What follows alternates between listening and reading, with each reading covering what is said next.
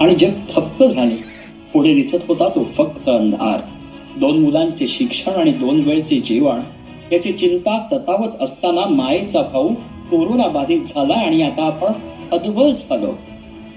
अस्तित्व संपल्याचे विचार रेंगाळू लागले आणि जन्म झाला तो महाराष्ट्रातील पहिला महिला ॲम्ब्युलन्स चालिकेचा.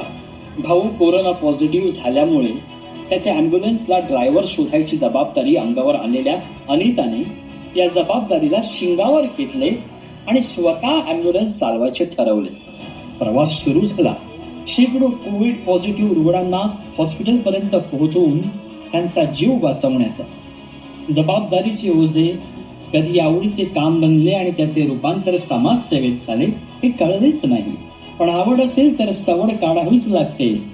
आणि हे करत असताना मुलांच्या शिक्षणाची जबाबदारी परिपूर्ण करणाऱ्या या ताईंची मुलगी आता PhD करते बरं का.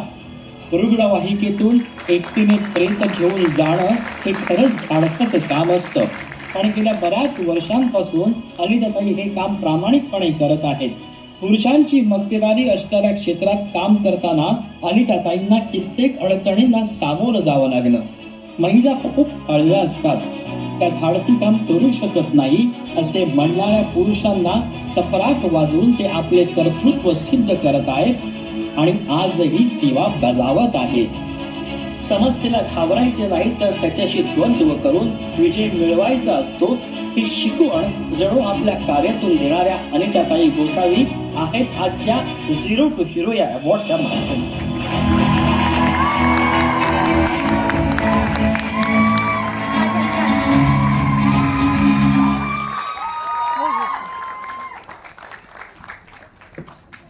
तर मी हा पुरस्कार देण्यासाठी मंचावर आमंत्रित करतो पद्मश्री बीजमाता राईबाई पोपरे यांना. एकदा जोरदार टाळ्या झाल्या पाहिजेत.